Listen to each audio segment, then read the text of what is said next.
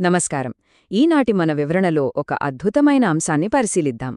అదే శ్రీ లక్ష్మీ బాలాజీ సేవామండలి. వినటానికి ఇదొక సాధారణ సంస్థ పేర్లా అనిపించవచ్చు.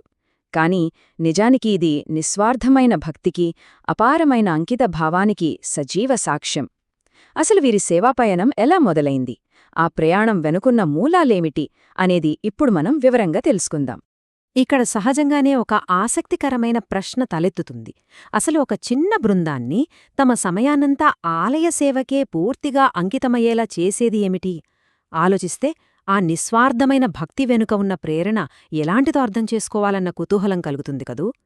ఆ ప్రశ్నకు సమాధానం దొరకాలంటే ముందుగా వారి నిరాడంబరమైన ప్రారంభదశను చూడాల్సిందే. ముందుగా మండలి మూలాలు అంటే ఈ భక్తికి అంకురార్పణ ఎలా జరిగిందనేది చూద్దాం. 10 అవును, కేవలం 10 మంది. ఇంత సుదీర్ఘమైన, విస్తృతమైన సేవా కార్యక్రమం ప్రారంభమైంది కేవలం ఈ 10 మంది వ్యక్తుల చిన్న బృందంతోనే అంటే ఆశ్చర్యం కలగక మానదు. సమాజంలో ఏదైనా ఒక పెద్ద మార్పు రావాలంటే అది ఎప్పుడూ ఒక చిన్న ఆలోచనతోనే, కొద్దిమంది సమూహంతోనే మొదలవుతుందని చెప్పడానికి ఇదొక చక్కటి ఉదాహరణ. అసలు ఈ 10 మంది ఎందుకు ఏకమయ్యారో?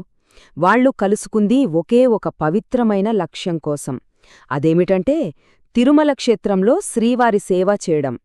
కలియుగ దైవమైన ఆ తిరుమలేశుని సేవార్థం ఒక్కటైన ఈ బృందమే వారి భవిష్యత్తు నిస్వార్థ భక్తికి బలమైన పునాది వేసింది. సరే, తిరుమలలో సేవైతే మొదలుపెట్టారు. కాని కేవలం 10 మందితో మొదలైన ఈ అంకిత భావం అక్కడితో ఆగిపోలేదు. మరి ఆ తర్వాత ఈ సేవ ఎక్కడికి విస్తరించింది? ఇంకే ప్రాంతాలకు ఈ బృందం తమ సేవలను అందించడం ప్రారంభించారు? ఇప్పుడు సేవా పరిధి విస్తరణ అనగా మరింత మందికి చేరువైన విధానం గురించి తెలుసుకుందాం. మనం ముందుగా చెప్పుకున్నట్లుగా తిరుమలలో ప్రారంభమైన వారి సేవలు కాలక్రమంలో క్రమంగా విస్తరిస్తూ వచ్చాయి. ఎక్కడికంటే ఖమ్మంలోని స్వయంభూ శ్రీ లక్ష్మీనరసింహ దేవస్థానం వద్దకు, అలాగే గుంటుపల్లిలోని శ్రీ కాశీ విశ్వనాథుని దేవస్థానం వద్దక్కూడా వీరు తమ సేవలను విస్తరించారు. ఒక చిన్న బృందంగా మొదలై ఇలా ప్రాంతాలకు అతీతంగా అలుపెరగకుండా సేవలు అందించడం నిజంగా వారి కార్యదీక్షకు అద్దం పడుతుంది. ఇక ఈ ప్రయాణంలో వారి ప్రధాన లక్ష్యం అంటే వాళ్ళ అంతర్లీన ఉద్దేశం ఏమిటో పరిశీలిద్దాం.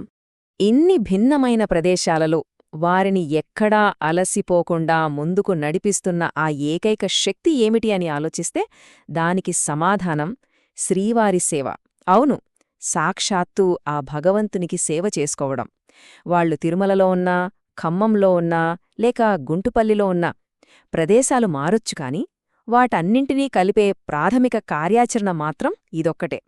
ఇదే వారిని ఆధ్యాత్మికంగా ఎప్పుడూ ఏకతాటిపై నడిపిస్తూ ఉంటుంది. ఎలాంటి ఆడంబరాలు లేకుండా అసలు వాళ్లు ఎందుకు ఈ సేవ చేస్తున్నారు అన్నదానికి వాళ్లే స్వయంగా ఒకే ఒక్క వాక్యంలో బలంగా ఒక మాట చెబుతారు. అదేమిటంటే, శ్రీవారి సేవ చేయడమే శ్రీ లక్ష్మీబాలాజీ శ్రీవారి సేవకులు సభ్యుల ముఖ్య ఉద్దేశం. బహుశా ఇంతకంటే స్పష్టంగా ఎవరూ చెప్పలేరేమో.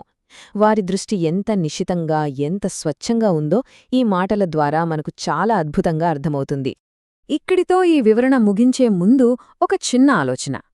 ఒకే ఒక స్పష్టమైన లక్ష్యం నిరంతరం విస్తరిస్తున్న ఇంత పెద్ద సేవా వలయాన్ని సుదీర్ఘకాలం పాటు ఎలా నిలబెడుతుంది? కేవలం 10 మందితో మొదలై ఇన్ని ప్రసిద్ధ దేవాలయాలకు విస్తరించిన వీరి ప్రయాణం మనందరికీ ఒక అద్భుతమైన పాఠం నేర్పుతుంది. ఏకాగ్రత, నిస్వార్థమైన భక్తి గనక మనలో ఉంటే ఎంతటి కఠినమైన కార్యమైనా సునాయాసంగా సాధ్యమవుతుంది అనడంలో ఎలాంటి సందేహం లేదు.